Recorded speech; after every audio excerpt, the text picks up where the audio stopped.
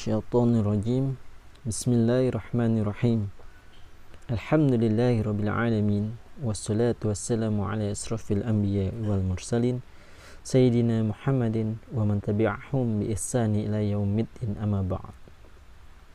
Pertama-tama marilah kita panjatkan puji dan syukur kehadirat Allah Subhanahu wa taala, karena atas rahmat dan hidayahnya jualah kita masih diberikan nikmat kesehatan, kekuatan, kemauan untuk belajar, serta yang paling utama yaitu nikmat iman dan Islam.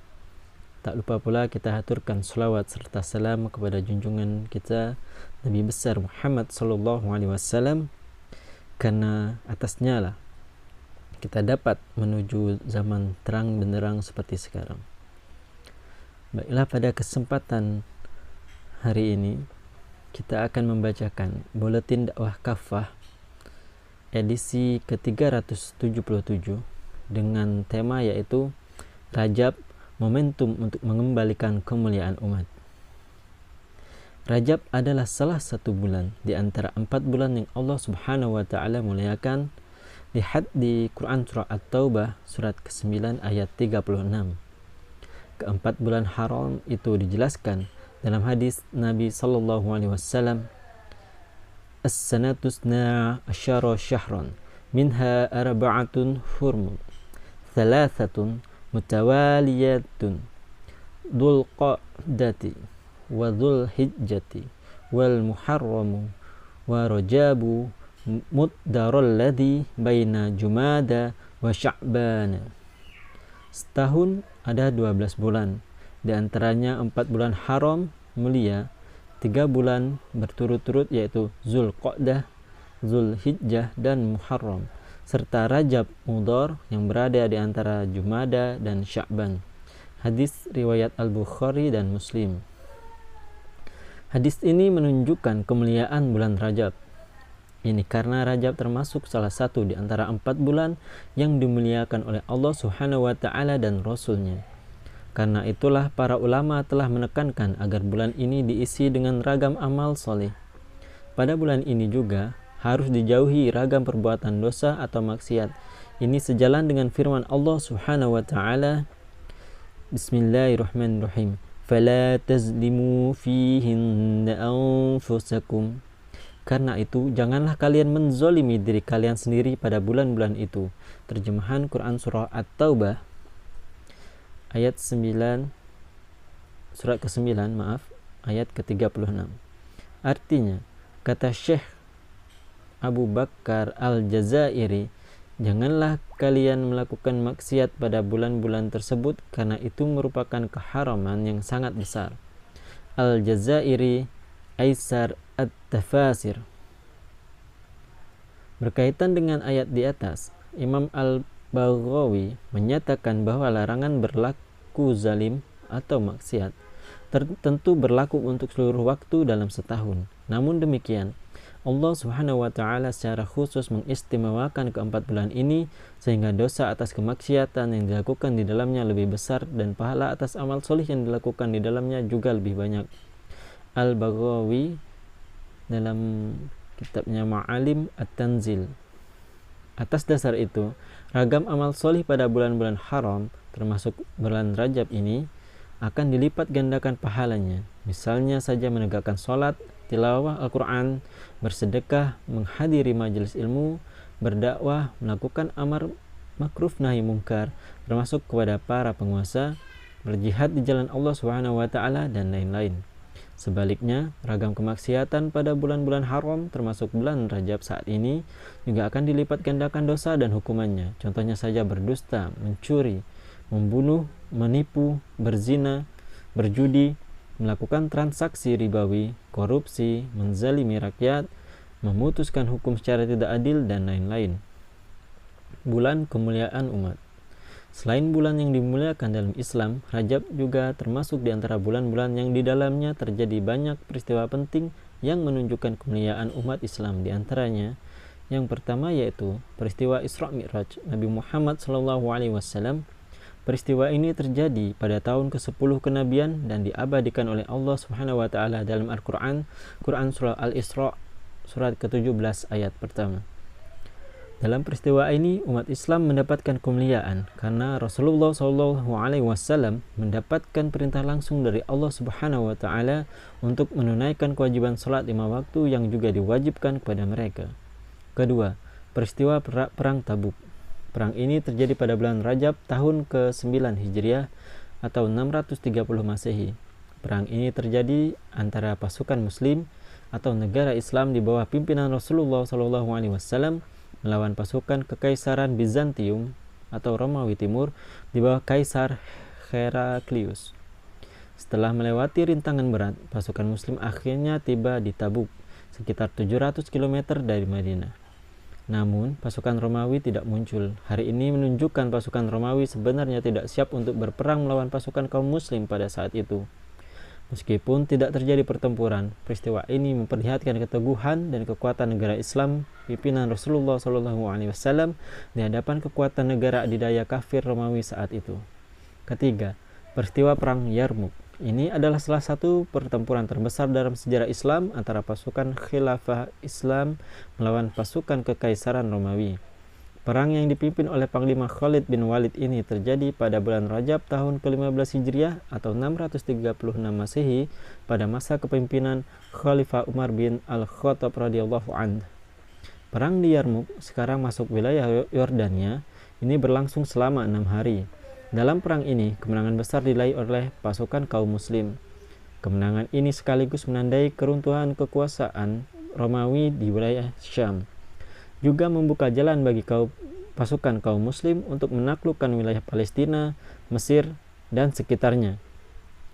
Keempat, pembebasan Baitul Maqdis untuk pertama kalinya. Pembebasan ini terjadi pada bulan Rajab tahun ke-15 Hijriah atau 637 Masehi. Juga pada masa pemerintahan Khalifah Umar bin Al-Khattab radhiyallahu anhu. Saat itu Baitul Maqdis berada di bawah kekuasaan Kekaisaran Romawi. Setelah kekalahan Kekaisaran Romawi dalam Perang Yarmuk 13 Hijriah atau 636 Masehi, pasukan Khilafah Islam yang dipimpin oleh Abu Ubaidah bin Al-Jarrah radhiyallahu an mengepung kota tersebut. Penduduk Baitul Maqdis yang menyadari kekuatan pasukan Muslim dan keadilan Khilafah Islam akhirnya bersedia menyerahkan kota itu dengan satu syarat. Khalifah Umar sendiri yang datang untuk menerima penyerahan kota tersebut. Saat itu pendeta Sopronius, pemimpin umat Kristen di Baitul Maqdis, menyerahkan kunci kota itu kepada Khalifah Umar. Khalifah Umar lalu memastikan keamanan dan kebebasan beragama bagi penduduk non-muslim, sebagaimana tercantum dalam piagam Umar. Lihat di Al-Baladhuri Futuh Al-Buldan halaman 144. Kelima, peristiwa pembebasan Baitul Maqdis yang kedua kalinya. Ini juga merupakan salah satu peristiwa monumental dalam sejarah Islam. Pada tanggal 2 Oktober 1187 Masehi atau 27 Rajab 583 Hijriah, Sultan Salahuddin Al-Ayyubi berhasil membebaskan Yerusalem atau Baitul Maqdis dari pendudukan pasukan salib yang sebelumnya menguasai wilayah ini selama hampir 88 tahun. Sultan Salahuddin lalu memberikan amnesti atau pengampunan kepada penduduk non-muslim yang tinggal di Yerusalem. Mereka pun diizinkan meninggalkan kota dengan selamat. Bahkan, Sultan Salahuddin memberikan sejumlah uang kepada mereka untuk membantu perjalanan mereka. Ibnu Katsir, Al-Bidayah wa An-Nihayah. Ini tentu berbeda dengan perlakuan kejam pasukan salib terhadap kaum muslim ketika mereka menaklukkan Yerusalem sebelumnya. Era kemunduran umat Islam. Namun demikian, seiring dengan kemunduran umat Islam, terjadi peristiwa kelam, yakni jatuhnya Khilafah Utsmaniyah. Kejatuhan khilafah yang terakhir ini terjadi tepat pada tanggal 27 Rajab 1342 Hijriah atau 3 Maret 1924 Masehi. Para ulama melihat kejadian ini sebagai tragedi besar dalam sejarah Islam.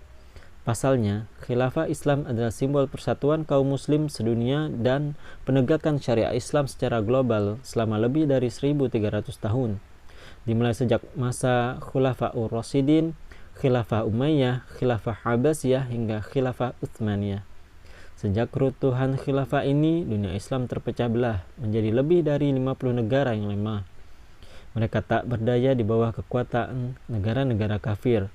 Sejak runtuhan khilafah pula, Baitul Maqdis di Palestina kembali jatuh di bawah kekuasaan kaum kafir, yakni Zionis Yahudi hingga hari ini. Ironisnya, puluhan negara-negara muslim itu tak berdaya untuk sekedar melawan institusi Yahudi yang terus menjajah dan membantai jutaan penduduk Palestina selama puluhan tahun hingga hari ini. Padahal institusi Yahudi ini sebetulnya hanyalah negara kecil dan lemah. Mengembalikan kemuliaan umat. Secara i'tiqadi, kita meyakini bahwa umat Islam adalah umat terbaik, khairu ummah. Demikian sebaiknya dinyatakan oleh Allah Subhanahu wa taala. Bismillahirrahmanirrahim. Kuntum khairu ummatin ukhrijat lin-nasi ta'muruna bil ma'rufi wa tanhauna 'anil munkar wa tu'minuna billah. Kalian adalah umat yang terbaik yang dilahirkan untuk manusia, melakukan amar ma'ruf nahi mungkar dan mengimani Allah. Terjemahan Quran Surah Ali Imran, surat ketiga, ayat ke-110.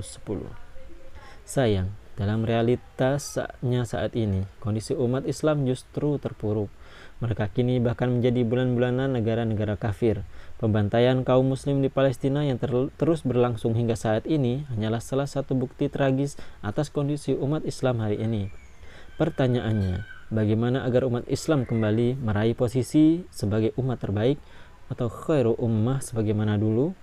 Bagaimana pula agar umat Islam bisa membebaskan kembali Baitul Maqdis yang selama puluhan tahun hingga saat ini berada di bawah cengkraman Zionis Yahudi? Jawabannya jelas, umat Islam sedunia harus menegakkan kembali khilafah Islam. Pasalnya, mereka pernah meraih posisi sebagai umat terbaik adalah pada era kekhilafahan Islam selama lebih dari 1300 tahun. Sejarah pun menunjukkan bahwa setiap pembebasan besar oleh kaum muslim, termasuk pembebasan Baitul Maqdis, selalu terjadi di bawah kekuasaan khilafah Islam. Dengan adanya khilafah, umat memiliki kepemimpinan tunggal yang mampu menggalang kekuatan di seluruh dunia Islam untuk menghadapi musuh-musuh mereka. Ini sejalan dengan sabda Rasulullah SAW, "Innamal imamu junnatu yuqatalu min waraihi wa yuttaqa bihi." Imam atau khalifah itu laksana perisai. Orang-orang berperang di belakang dia dan berlindung kepada dirinya. Hadis riwayat Al-Bukhari dan Muslim.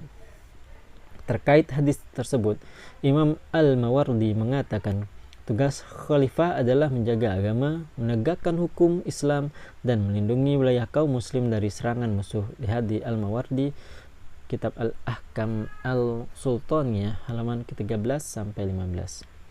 Alhasil, umat Islam wajib berjuang menegakkan kembali khilafah Islam global. Hanya dengan khilafahlah umat Islam dapat mengembalikan kehormatan mereka dan mengalahkan musuh mereka. Hanya dengan khilafah pula umat Islam dapat atau bisa membebaskan kembali Baitul Maqdis, sekaligus menyelamatkan kaum muslim Palestina dan kaum muslim yang tertindas di berbagai negeri lainnya dengan jihad fi sabilillah. Wallahu a'lam bis-shawab. Hikmah dari pembahasan pada hari ini yaitu Rasulullah SAW bersabda, "Inna Allaha zawa lil ardi, fara'aitu masyariqaha wa magharibaha, wa inna ummati sayablugu mulkuha ma zuwiya li minha." Sungguh Allah pernah melipat atau menghimpun bumi ini untuk diriku, lalu aku dapat melihat bagian-bagian timur dan bagian barat dan bagian-bagian baratnya. Sungguh kekuasaan umatku akan mencapai bagian-bagian bumi yang dilipatkan atau dihimpunkan kepada diriku itu. Hadis riwayat Muslim. Akhir kata kami ucapkan wassalamualaikum warahmatullahi wabarakatuh.